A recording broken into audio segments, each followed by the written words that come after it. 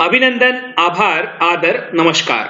मैं कुंदन कुमार सिंह महामना education hub के इस वीडियो में आप सभी का स्वागत करता हूं। तो दोस्तों, करंट अफेयर्स क्विज के सीरीज में आज 18 अप्रैल है और आज के मल्टीपल चॉइस क्वेश्चंस के रूप में मैं आपके सामने कुछ प्रश्नोत्तर लेके आया हूं। कृपया करके ध्यानपूर्वक देखिएगा, सुनिएगा। जिन किसी को भी इस पूरे वीडियो का पीडीएफ चाहिए होगा, पूरे क्वेश्चंस का सेट का पीडीएफ, वो आपको टेलीग्राम चैनल पर मिल जाएगा, जो कि इस वीडियो के डिस्क्रिप्शन में होगा।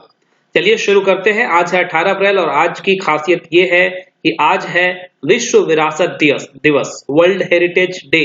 देखते हैं इसकी खासियत क्या है। हर साल 18 अप्रैल को दुनिया भर में विश्व विरासत दिवस, वर्ल्ड हेरिटेज डे मनाया जाता है। इस दिन को स्मारकों और स्थलों के लिए अंतर्राष्ट्रीय international day for monuments and sites के रूप में भी जाना जाता है। International day for monuments and site.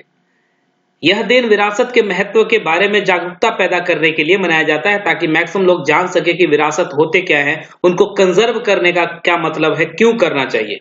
जो भी हमारी पुरानी चीजें हमारे पुरखों ने दी है, हमारे इतिहास में बनाया गया है, मतलब पुरानी चीजें, उसको हम क्यों कंजर्व करके रखें। यह दिन दुनिया भर में विरासत को संरक्षित करने के तरीकों को भी बढ़ावा देता है कि किस प्रकार से उसको संजोया जाए, उसको रखा जाए, ताकि मैक्सिमम ईयर्स तक आगे आने वाले पीढ़ियां भी उसे देख सके। इसलिए उसे संजोया जाता है, संरक्षित किया जाता है। इस बार साल 2022 की जो थीम थी, विश्व विरासत दिवस 2022 की थीम, इस वर्ष 23, इनफैक्ट ये है, गलती से वो 22 टाइप हो गया। तो इस वर्ष विश्व विरासत दिवस की थीम जो है वो विरासत और जलवायु है। विरासत और जलवायु याद रखिएगा। Heritage and climate, heritage and climate is the theme of this year विश्व विरासत दिवस। ठीक है ना, हेरिटेज एंड क्लाइमेट, विरासत और जलवायु, ध्यान रखिएगा।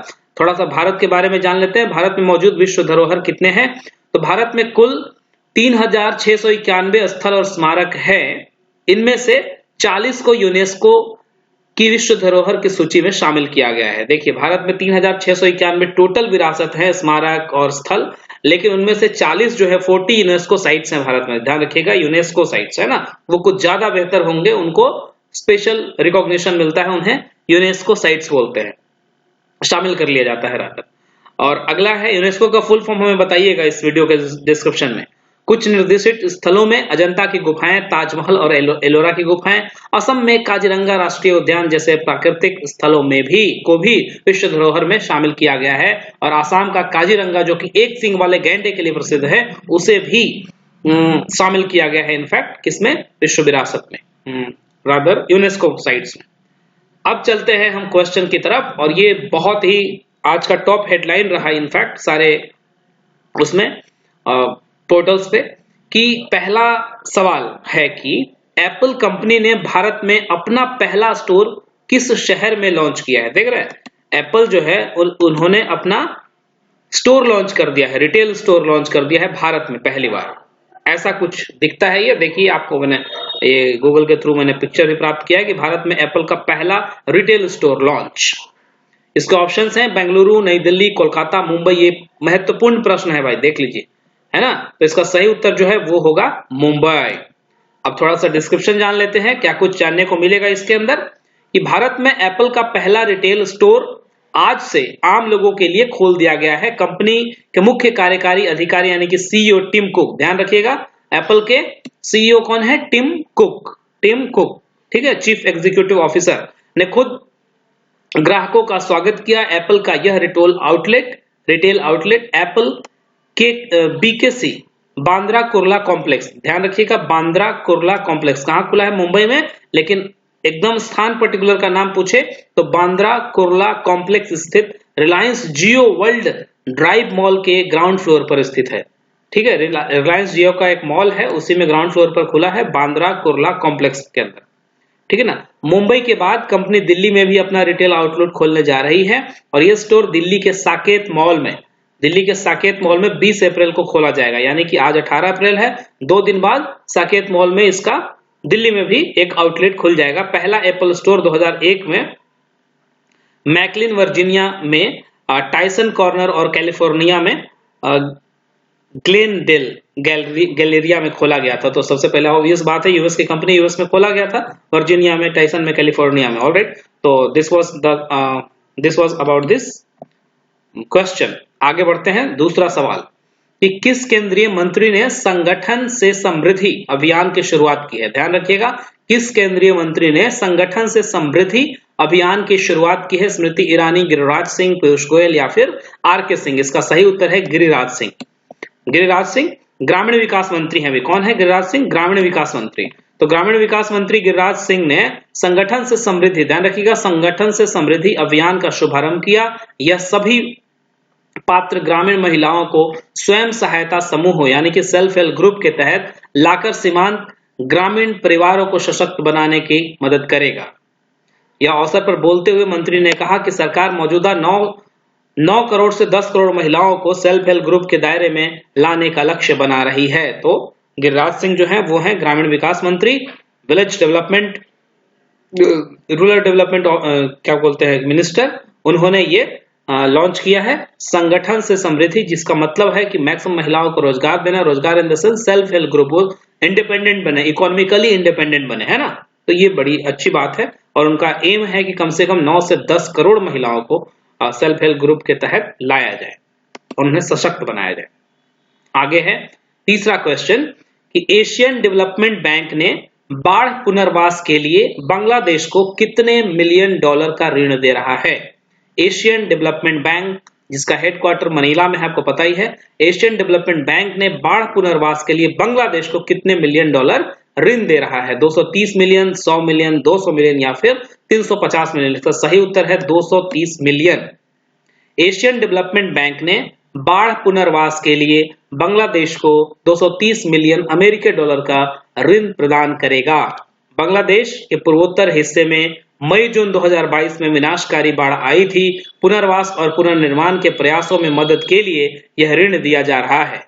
एशियन डेवलपमेंट बैंक और बांग्लादेश सरकार के बीच इस ऋण समझौते पर ढाका में हस्ताक्षर किए गए। आपको पता है कि इसकी स्थापना, एशियन डेवलपमेंट बैंक की स्थापना 1966 में 1966 को की गई थी और इसका मुख्यालय जो है वो फिलीपींस मनीला में है। फिलीपींस की जो राजधानी है वही है, ठीक है ना। आगे बढ़ते हैं चौथे क्वेश्चन की तरफ। G20 digital economy working group की बैठक किस शहर में आयोजित की गई। ध्यान दीजिएगा, G20 digital economy working group की बैठक किस शहर में आयोजित की गई। देखिए G20 से क्वेश्चंस लगातार रोज रोज कुछ ना कुछ हो रहा है, क्योंकि इस बार G20 का ये होस्ट है इंडिया और कुछ हर एक शहर में कुछ ना कुछ कल वाराणसी की न्यूज थी, है ना। और 100th बैठक जो हुई वो बनारस में हुई। आज यहाँ पे इकोनॉमिक वर्किंग ग्रुप की बैठक कहाँ पे आयोजित की गई? हैदराबाद, गुवाहाटी, वाराणसी या फिर जयपुर। तो इसका सही उत्तर है हैदराबाद। हैदराबाद तेलंगाना की राजधानी है। आपको पता है कि भारत में G20 प्रेसिडेंसी के तहत G20 digital economy working group की बैठक हैदराबाद में आयोजित की गई। इस बैठक में विभिन्न क्षेत्रों के विशेषज्ञों ने हाई स्पीड मोबाइल ब्रॉडबैंड और डिजिटल समावेशन जैसे मुद्दों पर अपनी बात रखी। साथ ही digital conclusion connecting the unconnected, digital conclusion connecting the unconnected विषय पर चर्चा की गई। गौरतलब है कि भारत इस वर्ष G20 ग्रुप की अध्यक्षता कर रहा है, तो सभी को मालूम है। लेकिन इकोनॉमी वर्किंग ग्रुप की जो बैठक हुई वो हुई हैदराबाद में, तेलंगाना की राजधानी। आपको बताना है तेलंगाना के वर्तमान चीफ मिनिस्टर कौन है, कृपया करके कमेंट बॉक्स में बताइए। आगे चलते हैं। अज्ञात शवों की पहचान के लिए, अज्ञात शव मतलब कि मृत शरीरों की पहचान के लिए डीएनए डेटाबेस तैयार करने वाला पहला राज्य कौन बना है। ध्यान दीजिएगा, अज्ञात शवों की पहचान के लिए डीएनए डेटाबेस तैयार करने वाला पहला राज्य कौन बना है? उत्तर प्रदेश, बिहार, हिमाचल प्रदेश या फिर गुजरात। तो इसका सही उत्तर है हिमाचल प्रदेश। हिमाचल प्रदेश अज्ञात शव को डीएनए डेटाबेस तैयार करने वाला पहला राज्य बन गया है। प्रदेश सरकार के अधिकारी ने बताया है कि यह प्रक्रिया पिछले साल अप्रैल में शुरू की गई थी और अब तक अज्ञात शवों के 150 डीएनए नमूनों को रिकॉर्ड को डेटाबेस में दर्ज किया गया है। पुलिस रिकॉर्ड के अनुसार प्रतिवर्ष राज्य के विभिन्न हिस्सों में 100 से अधिक शव बरामद किए जाते हैं जो डेटा और पहचान योग्य वस्तुओं की कमी के कारण अज्ञात रहते हैं। तो सरकार को इसकी पहल से अज्ञात शव की पहचान करने में मदद मिलेगी। जो भी लावारिस लाशें बेसिकली होती है तो उनकी डीएनए डेटाबेस तैयार किया जा रहा है ताकि पहचान हो सके कि कौन लोग हैं, कहां से थे, क्या था, ताकि इसका आंकड़ा जो है वो रिकॉर्ड किया जा सके। तो एक अच्छी पहल है हिमाचल प्रदेश की सरकार के द्वारा। इसकी राजधानी है शिमला और आपको बताना है कि यहाँ के वर्तमान मुख्यमंत्री कौन है। ऐसे में होता क्या है कि 360 व्यूज जब रखेंगे कोई भी क्वेश्चन, कोई भी सवाल पढ़ते समय एमसीक्यूज के फॉर्म में, तो होता क्या है कि आपको मैक्सिमम चीजें याद जब हो जाती है, जब ज्यादा रिसर्च करते हो तो फिर एग्जाम्स में हमें समस्याएं नहीं आती है और हम ज्यादा से ज्यादा मार्क्स स्कोर कर पाते हैं। अगला सवाल है कि किस ऑटोमोबाइल कंपनी ने online retail sales platform wheels on web launch किया है। ध्यान दीजिएगा, कीवर्ड्स देखिए, wheels on web, online retail sales platform, और ये ऑटोमोबाइल कंपनी है। सोचिए, गाड़ियां बनाने वाली company online retail sales platform wheels on web launch कर दिया है। टोयोटा, टाटा मोटर्स, महिंद्रा या फिर हुंडई। इसका सही उत्तर है टोयोटा, जो कि जापान की कंपनी, आपको पता ही होगा। Toyota Kirloskar motor, TKM, Toyota Kirloskar motor ने हाल ही में online retail sales platform wheels on web launch किया है। इसे बेंगलोर शहर के ग्राहकों के लिए लॉन्च किया गया है।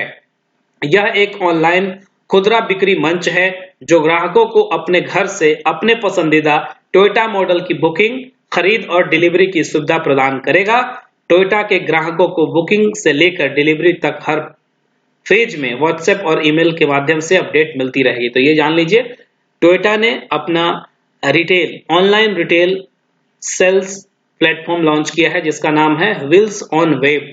ठीक है ना, ध्यान दीजिएगा, बेंगलोर में ये लॉन्च किया गया है। टोयोटा की बिक्री इंडिया में बहुत है, बहुत, और अच्छी कंपनी भी है। इनफैक्ट इसकी कार बहुत बढ़िया होती है। इनफैक्ट जो भी बनाता है बढ़िया रिसर्च करके बढ़िया एकदम ग्राहकों को प्रदान करता है सुविधा। लास्ट है क्वेश्चन कि हिमाचल प्रदेश उच्च न्यायालय के कार्यवाहक मुख्य न्यायाधीश के रूप में किसे नियुक्त किया गया है। मतलब ये समझ लीजिए कि हिमाचल प्रदेश के हाई कोर्ट में किसे मुख्य न्यायाधीश, चीफ जस्टिस नियुक्त किया गया है। इसके ऑप्शंस हैं जस्टिस तरलोक सिंह चौहान, जस्टिस रमेश सिंह तलवार, जस्टिस सूर्य प्रकाश केसरवानी और जस्टिस देवेंद्र कुमार उपाध्याय। तो इसका सही उत्तर है जस्टिस तरलोक सिंह चौहान। केंद्रीय कानून और न्याय मंत्रालय ने हिमाचल प्रदेश उच्च न्यायालय के वरिष्ठतम न्यायाधीश जस्टिस तरलोक सिंह चौहान को उच्च न्यायालय के कार्यवाहक मुख्य न्यायाधीश के रूप में नियुक्त करने का नोटिफिकेशन जारी किया है। जस्टिस तरलोक का जन्म 1964 9 जनवरी को तहसील रोहड़ू में हुआ था। उन्होंने अपनी स्कूली शिक्षा बिशप कॉटन स्कूल शिमला से पूरी की, यानी कि गौरतलब है शायद वो वहीं के रहने वाले हैं, हिमाचल प्रदेश के। वो 1989 में bar council of Himachal Pradesh के साथ एक वकील के रूप में जुड़े थे। 1989 से वो इस लीगल प्रोफेशन में है। पहले वकालत करी होगी, इसके बाद जज नियुक्त हो गए होंगे, है ना। तो this is all about the current affairs of today. क्या कहते हैं कि आज 18 अप्रैल और विश्व विरासत दिवस के दिन हम अब विदा लेते हैं। इस वीडियो की पूरी लिस्ट जो है, जो नोट्स है, इसको आपको टेलीग्राम चैनल पर उपलब्ध है, वहां से आप डाउनलोड कर सकते हैं। बहुत बहुत धन्यवाद। Kindly share this video to maximum of your extent. अगर पसंद आया तो लाइक भी कर लीजिएगा, और अगर चैनल को सब्सक्राइब नहीं किया है तो जरूर सब्सक्राइब कर लीजिए। बहुत बहुत धन्यवाद। गुड लक, नमस्कार।